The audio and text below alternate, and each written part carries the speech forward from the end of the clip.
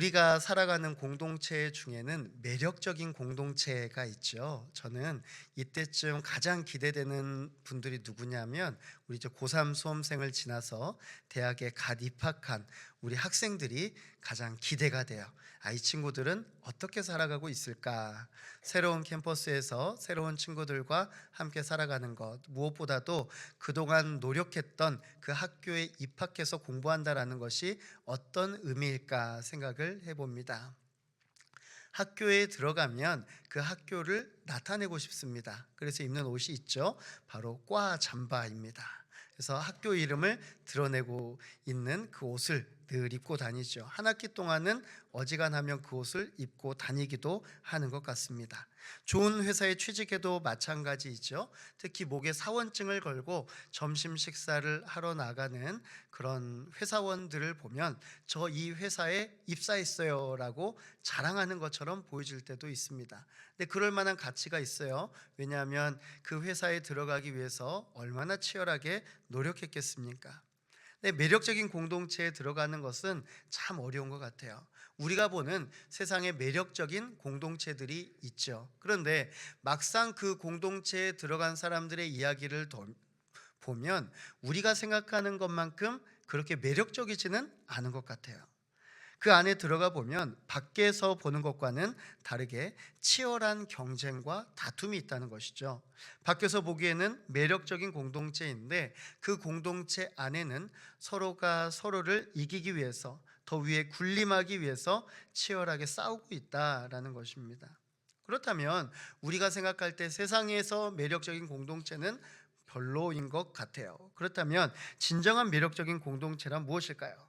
우리가 회사에서 구직을 할 때 그 회사에 대해서 소개하는 문구 중에 이런 문구를 볼 때가 있습니다. 저희 회사는 가족 같은 공동체예요. 어때요, 여러분? 가족 같은 공동체 들어가고 싶습니까? 네, 정말 사랑이 넘치는 좋은 공동체구나 생각할 수 있겠죠. 그런데 오늘 함께 나눌 말씀은 그저 가족 같은 공동체다, 이 말로는 설명할 수가 없는 것입니다. 세상의 어느 공동체도 이와 같은 것을 가지고 있지는 않죠. 그것은 바로 이것입니다. 함께 따라해 보겠습니다. 한 몸 공동체. 한 몸 공동체다라는 것이죠. 고린도전서 12장 27절 말씀입니다. 너희는 그리스도의 몸이요 지체의 각 부분이라. 아멘. 교회에서 공동체는 한 몸을 의미를 합니다. 그리스도가 이 땅에 오시기 전까지 우리 역시도 공동체 가운데 있었습니다. 세상 사람들도 각자의 무리 가운데 살아가고 있었습니다. 그런데 그 공동체의 성격은 너무나 달랐습니다. 하지만 예수님께서 오신 후에 공동체의 성격이 완전히 변화가 되었습니다. 예수님께서는 이 땅에 오셔서 공동체를 만드시고 공동체를 변화시키기 시작하셨습니다. 빌립보서 2장 5절에서 8절의 말씀 함께 봅니다.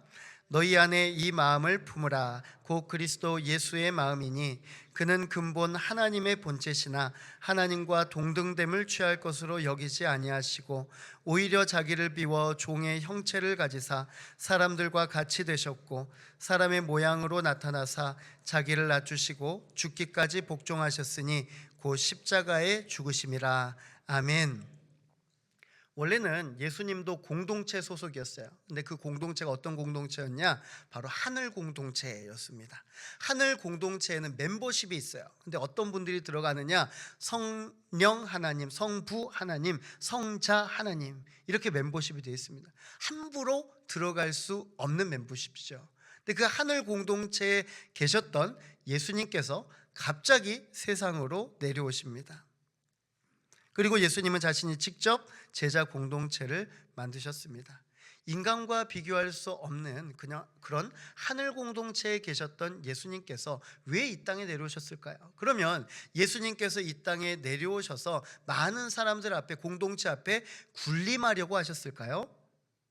그런데요, 예수님은 하나님과 동등됨을 취할 것으로 여기지 아니하셨다라고 말씀합니다. 오히려 그뿐만이 아니라 종의 형체를 가지고 이 땅에 오셨다라고 말씀하세요. 이것은 제자 공동체 사이에서도 자신을 낮추려고 한다라는 것이죠. 여러분, 세상의 공동체 보십시오. 그들 가운데 얼마나 치열하게 서로를 비교하고 있습니까? 그리고 그 비교의 우월을 점하기 위해서 얼마나 많이 노력하고 계셔요. 그런데 예수님께서는 오히려 그 공동체 가운데 낮아지기로 결심한 것이죠. 그렇다면 예수님께서 제자들을 부르셨을 때 좋은 사람들만 다 모아갖고 특별한 공동체를 뽑으셨을까요? 여러분, 예수님의 공동체의 특징이 무엇입니까? 그냥 예수님께서 길을 가다가 너 와라, 나를 따르라, 이렇게 해갖고 모인 사람들이 예수님의 12제자가 된 것이에요. 그 중에는 특별한 사람이 별로 없었습니다. 성경을 보십시오. 제자들은 예수님께서 하신 말씀이 무슨 의미인지도 깨닫지 못했습니다. 아무리 알려줘도 이해하지를 못해요. 뿐만이 아닙니다. 제자 공동체는 서로를 시기 질투하였습니다. 그리고 예수님의 마지막 일주일에서는 예수님과 함께 마지막 식사 자리에서도 서로에게 발 씻기는 일을 미루었습니다. 게다가 그 중에 한 사람은 예수님을 은 30의 대제사장에게 팔아 넘겼습니다. 예수님께서 붙잡히셔서 십자가에 달려 돌아가실 때 그 나머지 제자들은 예수님을 또한 떠났습니다. 예수님의 공동체는 진정한 훈련된 공동체였을까요? 아니요, 그렇지 않았습니다. 예수님은 끊임없이 제자 공동체에게 하나님의 비전을 심어주셨습니다. 그런데 제자들은 하나님의 비전대로 살아가지 못했어요. 예수님께서는 이것을 보시고 얼마나 한심하게 여겼을까요? 아니에요, 한심하게 여기지 않았어요. 왜냐하면 하나님께서는 이미 제자들이 이렇게 행동할 것을 아셨기 때문입니다. 근데 그 근거 구절이 있어요. 요한복음 16장 12절에서 13절의 말씀입니다. 내가 아직도 너희에게 이를 것이 많으나 지금은 너희가 감당하지 못하리라. 그러나 진리의 성령이 오시면 그가 너희를 모든 진리 가운데로 인도하시리니 그가 스스로 말하지 않고 오직 들은 것을 말하며 장래일을 너희에게 알리시리라. 아멘. 예수님의 제자들은 자신 있었거든요. 예수님, 저는 예수님 따라갈 수 있어요. 마지막까지 예수님을 부인하지 않을 자신이 있어요. 근데 예수님은 다 아신 거예요. 우린 때로 착각해요. 어떤 착각이냐면 좋은 공동체에 들어갔다라고 해서 내가 좋은 것, 우리가 뛰어난 사람으로 착각하는 것이에요. 근데 성경은 그렇게 말하지 않아요. 예수님은 제자들의 모습에 실망하지 않았습니다. 오히려 인간의 공동체로서의 당연한 한계를 우리 주님께서는 아셨어요. 그래서 예수님은 말씀하셨습니다. 성령을 기다리라, 성령을 기다리라. 왜 그랬을까요? 성령님이 오시면 이들이 진정한 공동체로서의 변화를 가져올 수 있기 때문입니다. 그 공동체가 어떤 공동체인가? 함께 따라해 보겠습니다. 영적인 공동체. 영적인 공동체. 인간적인 공동체가 영적인 공동체로 바뀌게 되는 거예요.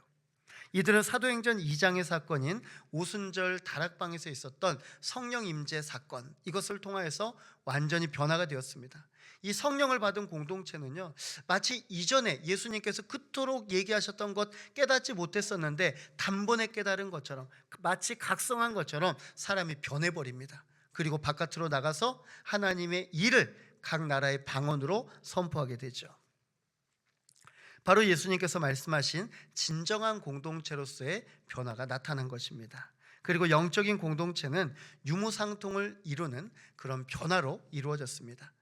우리가 잘 아는, 가장 좋아하는 이상적인 공동체가 있다면 그것이 바로 초대교회 공동체겠죠. 그럼 초대교회 공동체의 특징이 무엇입니까? 바로 서로의 물건을 통용하였습니다. 그리고 마음을 같이 하였습니다. 우리는요, 때로는 물건을 같이 했다라고만 이렇게 집중하기 쉬운데 초대교회 공동체는 마음을 같이 하는 공동체였습니다. 마음을 같이 하는 공동체. 이들이 했던 일은 그렇게 특별한 일도 아닙니다. 그저 성전에 모이기를 힘썼고 집에서는 함께 식사하고 그리고 하나님을 찬양하였습니다. 근데 이러한 공동체의 생명력이 생기기 시작합니다. 공동체는요, 어떤 공동체는 살아나는 공동체가 있고 어떤 공동체는 죽어가는 공동체가 있습니다. 그렇잖아요. 근데 사는데도 이유가 있고 죽는데도 이유가 있습니다. 근데 그 이유에 대해서 오늘 본문은 이렇게 말씀합니다. 구원받는 사람을 날마다 더하게 하시니라. 여러분, 누가 더하게 하신 것입니까? 하나님이 더하게 하신 것입니다. 하나님이 더하게. 하나님께서는 준비된 공동체 가운데 사람을 보내주십니다. 왜일까요? 그 사람도 살리려고. 하나님의 영으로 준비된 공동체 안에는 언제나 하나님께서 그 가운데 사람을 보내주시는 줄로 믿으시기 바랍니다. 그래서 우리는 늘 생각해야 돼요. 내가 건강한 공동체가 된다라는 것은 계속해서 번성하는 것이구나. 생명력이 넘쳐나는 것이구나. 우리가 교회에서 예배하고 우리가 서로 교제할 때 그 가운데서 새 힘을 얻고 살아갈 수 있겠구나.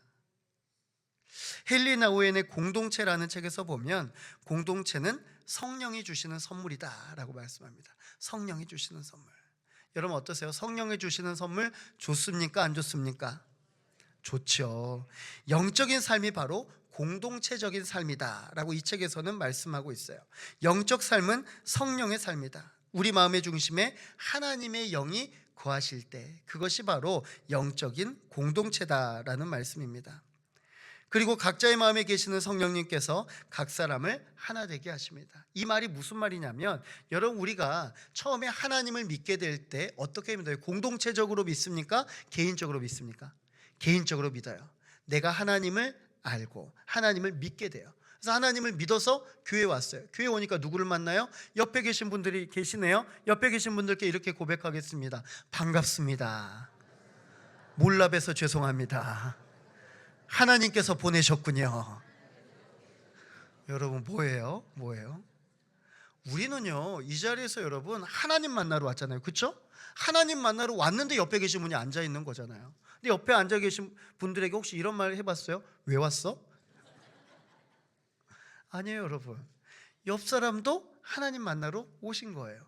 그런데 하나님 안에서 만나러 온 이 공동체 그 한 분 한 분을 갖다가 하나님은 공동체로 만들어 주셨다라는 것입니다. 그래서 헨리 나우엔은 가장 개인적인 것이 가장 공동체적인 것이다 라고 말합니다. 또한 가장 사적인 것이 가장 공적인 것이다. 모든 것은 하나님과의 나와의 만남으로부터 시작되는 줄로 믿습니다. 그리고 우리 주님의 사역은 공동체로서 완성이 되는 거예요. 이러한 영적인 공동체 생명력은 곳곳으로 퍼져나가기 시작했습니다. 그리고 그 중심에 하나님께서 사용하신 바울이 있었죠. 바울은 아시아 그리고 유럽에 하나님의 복음을 들고 섰습니다. 그리고 오늘 본문에서는 바울이 로마 교회에 서신을 보냅니다. 그런데 로마 교회는 바울이 이전에 만난 적이 없던 사람들에게 보내는 것이었어요. 그러니까 로마 교회를 간 적도 없던 사람입니다. 그런데 로마 교회는 바울이 세운 교회가 아닌데 어떻게 교회가 세워졌을까? 근데 성경을 근거로 보면 오순절에 사람들이 성령 충만함을 입어서 복음을 전파하러 밖으로 나갔잖아요. 근데 거기에 많은 무리들이 있었는데 성경에는 그 무리 중에 로마로부터 온 나그네도 있었다라는 거예요. 여러분 시작이 얼마나 작아요. 한 사람으로부터 시작했던 거예요. 로마로부터 온 나그네를 통하여서 로마 교회가 생겨나게 된 것이죠. 당시 로마 교회에는 중요한 문제가 있었습니다. 바로 AD 49년에 클라우디우스 황제가 이 유대인들을 다 로마에서 추방해 버립니다. 당시 로마 황제 클라우디우스는 유대인들 사이에서 소요를 근거로 들어서 유대인들을 다 이제 로마에서 나가라고 해요. 근데 이때 유대인 그리스도인들이 로마를 떠나게 됩니다. 교회가 텅텅 빕니다. 그러면 이 로마 교회를 누가 채우게 되었을까요? 현지인들이 채우게 되었습니다. 유대인에게는 이방인이라고 표현하지만 현지인이 이제 그 교회를 차지하게 된 것이에요. 그러던 중에 5년 뒤에 54년도에 클라우디우스 황제가 사망하게 됩니다.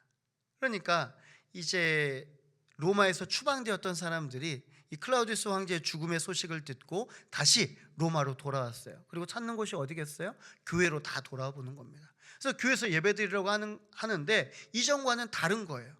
5년 전과 5년 후가 너무나 다른데 무엇이냐면 이 유대인 그리스도인의 중심이 아니라 이방인 그리스도인의 중심이 되어서 예배 형식이 다 바뀌어버린 것입니다.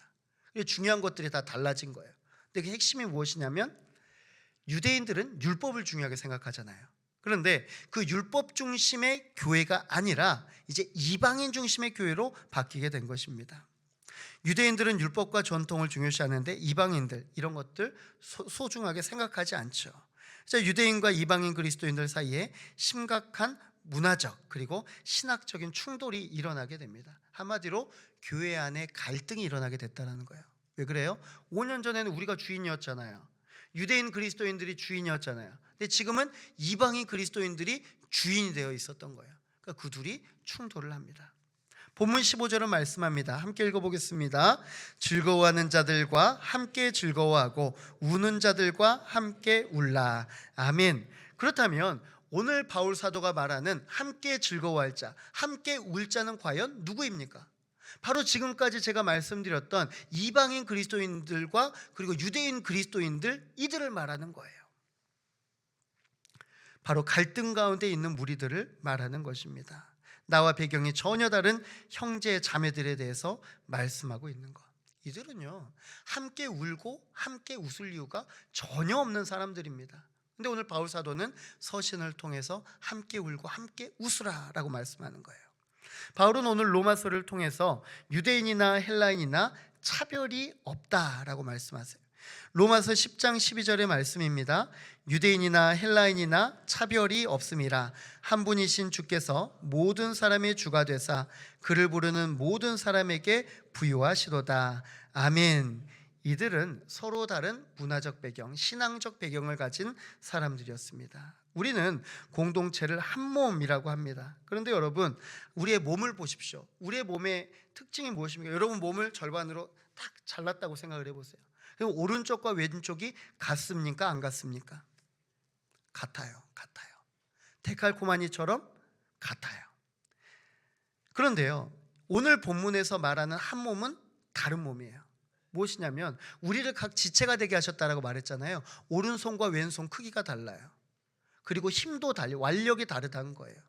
그리고 발의 크기도 다르고요. 눈도 크기가 달라요.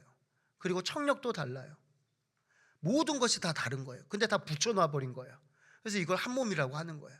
여러분, 얼마나 이게 힘들어요. 여러분, 백지장도 맞들면 어떻게 됩니까? 백지장도 맞들면 아니에요. 백지장도 맞들면 나은 게 아니라 백지장을 맞들면 찢어지게 되어 있어요. 여러분, 백지장을 혼자 드는 게 낫습니까? 둘이 드는 게 낫습니까? 혼자 드는 게 나아요. 혼자 드는 게 나아요. 여러분, 때로는요, 우리가 일을 할 때 혼자 하는 게 훨씬 나을 때도 있어요. 근데 성경은 뭐라고 하냐면 함께 하래요. 자꾸만 함께 하라. 본문은 다른 것도 아니고 무엇 함께 하라는 것입니까? 바로 함께 즐거워하고 함께 울라라고 말씀하세요. 우리는 공동체가 마음에 안 들면 어떻게 하면 돼요? 공동체를 떠나면 돼요. 그렇죠? 여러분, 그렇잖아요. 내가 세상에 마음 안 맞으면 그 공동체에 나오면 돼요. 세상의 공동체는 다 그래요. 그런데 하나님께서는 이렇게 말씀하지 않으세요. 공동체를 떠나지 말고 공동체에 머물라라고 말씀을 하십니다. 그리고 이들과 함께 즐거워하고 함께 울라라고 말씀하는 거예요. 이것은요, 서로 비슷한 처지에 있는 사람들끼리 서로 즐거워하고 서로 울라, 그리고 서로 함께 살아가는 사람들끼리 함께 즐거워하고 울라라고 하는 게 아닙니다. 오히려 배경이 다르고 생각이 다르고 심지어 나와의 관계가 불편한 사람들, 그 복음 안에서 한 몸으로 살라라는 것이에요. 감사해요. 아멘하기가 너무나 힘든 구절이에요. 너무나 힘들어요. 교회 공동체의 시작은요, 교제에서부터 시작을 합니다. 그 교제는 바로 하나님과 나와의부터 드리는 교제이죠. 그런데 이 교제를 통하여서 우리가 하나님을 인격적으로 만나게 되고 하나님의 영이 나에게 거하게 되시면 그 영적인 공동체들이 하나하나 연결이 되기 시작을 합니다. 그래서 이 연결된 공동체, 결국에는 우리가 각각 다른 것 같지만 우리에게는 무엇이 있습니까? 한 영이 있는 거예요. 한 영. 성령님이 우리 가운데 계시기 때문에 그래서 우리를 한 몸이라고 불러주시는 것입니다. 사실 하나님은 여러분 각자와 교제하여 주셨습니다. 초기 교회 공동체를 보면 예수 그리스도가 직접 부르신 자들도 있고 예수 그리스도의 말씀과 이적을 보고 예수님을 따르게 된 무리들이 있습니다. 이 자리에 계신 성도님들도 마찬가지예요. 우리가 예수 그리스도를 믿게 된 동기는 다 달라요. 그런데 한 가지가 있다면 우리가 이 자리에 와서 하나님의 영으로 주님을 만나고 그리고 그 가운데 한 공동체가 된 것, 이것이 바로 우리가 오늘 주 앞에 서서 말할 수 있는 것이다 라는 거죠. 고린도전서 12장 18절에서 20절의 말씀입니다. 그러나 이제 하나님이 그 원하시는 대로 지체를 각각 몸에 두셨으니 만일 다 한 지체뿐이면 몸은 어디냐? 이제 지체는 많으나 몸은 하나라. 아멘. 우리가 원하는 대로 지체가 아니라 하나님께서 각각의 지체들을 그냥 붙여주셨다라는 거예요. 나는 눈이 되기 싫었어요. 나는 손이 되고 싶었어요. 근데 우리 주님께서 눈 되라고 하는 거예요. 내가 하고 싶은 것이 있는데 내가 하고 싶은 것이 아니라 하나님께서 하라고 하신 것으로 모아주신 것이 바로 이 공동체다라는 겁니다. 여러분, 우리 몸을 다시 한번 볼까요? 모든 것에 만족하십니까? 아멘. 만족하셔요. 그래요. 그런데 여러분, 우리 살아가다 보면 그래도 불만족스러운 거 한 가지 정도는 있잖아요. 한 가지도 없어요? 네. 많이 있어요. 네. 턱이 좀 얇았으면, 치열이 좀 좋았으면, 성격 좀 좋았으면, 눈이 좀 컸으면, 코가 좀 오똑했으면, 키가 좀 더 컸으면, 그 외에 또 뭐가 있을까요? 날씬해졌으면, 노력으로 되는 줄로 믿습니다. 아마 불만족스러운 것들이 여러 개 있겠죠. 그런데요, 하물며 내가 이전에 알지도 못했던 분들을 교회에서 만나게 됐어요. 게다가 서로를 형제 자매라고 부르래요. 근데 형제 자매들 어때요, 여러분? 나와 가장 가까운 혈연이잖아요. 그런데 가까운 혈연 중이지만 가장 매 순간 질투하는, 비교하는 그런 대상이기도 한 것 같아요.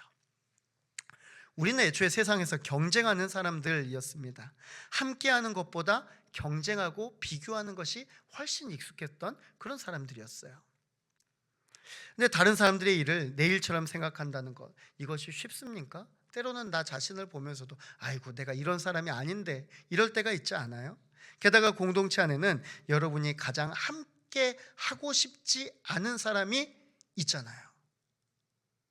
함께 하고 싶지 않은 사람. 자, 지금 그분을 향해서 0.5초 드릴 테니까요, 잠깐 살짝 봤다가 돌아오시기를 바랍니다. 우리는 생각합니다. 그 사람만 없었으면. 근데 여러분, 그 사람이 없으면 또 다른 사람이 또 생기잖아요. 공동체 안에는 언제나 나와 마음이 맞지 않은 사람들이 있습니다. 그것은 당연한 것이에요. 우리는 상대방을 포용하기보다는 때로는 비교 대상으로만 볼 때가 너무나 많아요.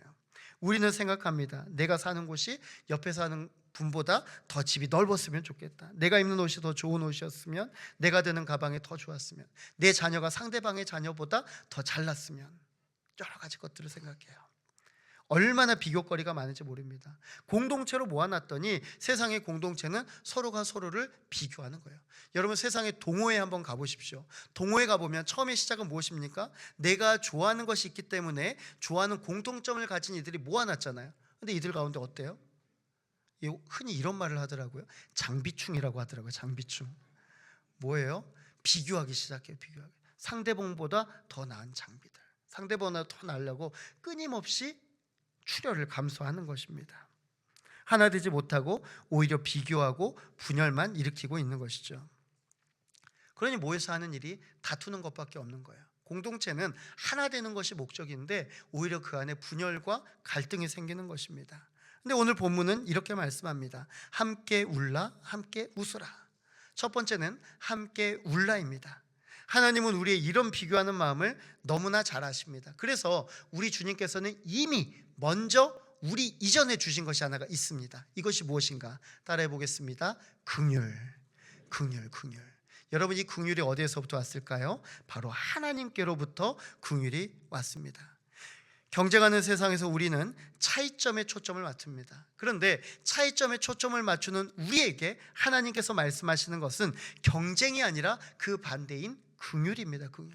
이 긍휼이 영어로 뭔지 아세요? 여러분, 컴패션이라고 아시죠? 구호단체 중에도 있는데요, 컴패션, 이것이 바로 긍휼입니다. 긍휼.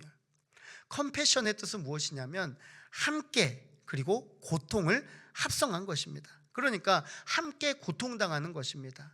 이 함께 고통당하는 것이 무엇인가? 그저 내가 여유가 있어서 그 사람에게 연민을 느끼고 내가 좀 더 구호해주고 도와주고 이런 것을 긍휼이라고 여기는가? 그렇지 않아요. 나도 어려움 가운데 있어요. 나도 울고 있어요. 그런데 겨우겨우 그 눈물을 벗어났어요. 그 다음에 바로 지금 눈물 가운데 있는 그 사람과 함께 낮아지는 것입니다. 내가 겪는 아픔을 이기고 일어나서 또 다른 이의 아픔을 함께 한다는 것, 이 얼마나 힘든 거예요.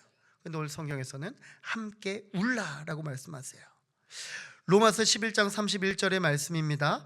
이와 같이 이 사람들이 순종하지 아니하니 이는 너희에게 베푸시는 긍휼로 이제 그들도 긍휼을 얻게 하려 하심이라. 아멘. 여러분, 우리도 하나님의 긍휼 얻은 자인 줄로 믿습니다.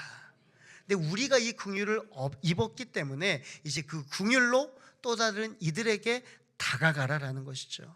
하나님은 긍휼을 베푸시기 위해서 예수 그리스도를 우리에게 보내주셨습니다. 우리는 세상 가운데 울고 있던 자였습니다. 여러분 뭐 때문에 웁니까? 여러분 세상에 울 일이 너무나 많다라고 하죠. 근데 여러분 가장 크게 울 때가 뭐예요? 내가 죽을 때 아니에요? 죽을 때. 우리는 시한부 인생을 판정받고 살아가던 사람들이었습니다. 우리는 결국 죽음의 자리에 설 수밖에 없었습니다. 그런데 갑자기 예수님이 나타나셔서 자기를 희생하셔서 십자가의 죽으심으로 인하여서 우리를 극적으로 살려내 주셨어요. 우리는 눈물로서만 있었던 자인데 우리 주님은 나를 살려주셨어요. 그리고 이제 우리에게 함께 울라라고 말씀하세요. 함께 울라. 그렇다면 이 함께 울라는 무엇입니까? 바로 오늘 우리가 여전히 육신의 정욕에 넘어지는 나와 공동체를 향해 눈물을 흘리는 것이에요. 자꾸만 세상에서 또 쓰러져요. 우리 주님께서 나를 살려주셨는데 또 나는 죽음의 길로 걸어가고 있어요. 함께 울어라. 주님을 생각하라. 그리고 다시 돌아와라 라는 것이죠. 사랑하는 성도 여러분, 우리의 눈물의 이유는 단순히 공감이 되어서는 안 됩니다.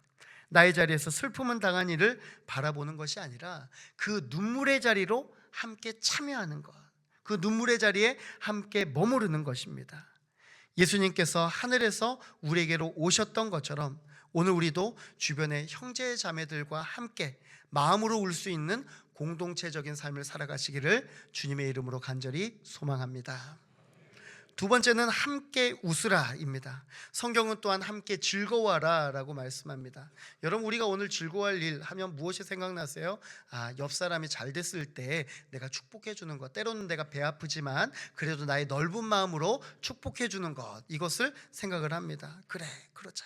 상대방이 논밭 사고 아파트 사고 좋은 직장 얻은 것 기뻐하라는 것, 이것은요 1차원적인 즐거움입니다. 그런데 함께 즐거워하라는 것은 뭔지 아세요? 함께 따라해 보겠습니다. 함께 살았습니다. 함께 살았습니다. 여러분 우리 함께 죽어가던 자였잖아요. 그런데 함께 살게 된 것이에요. 함께 살게.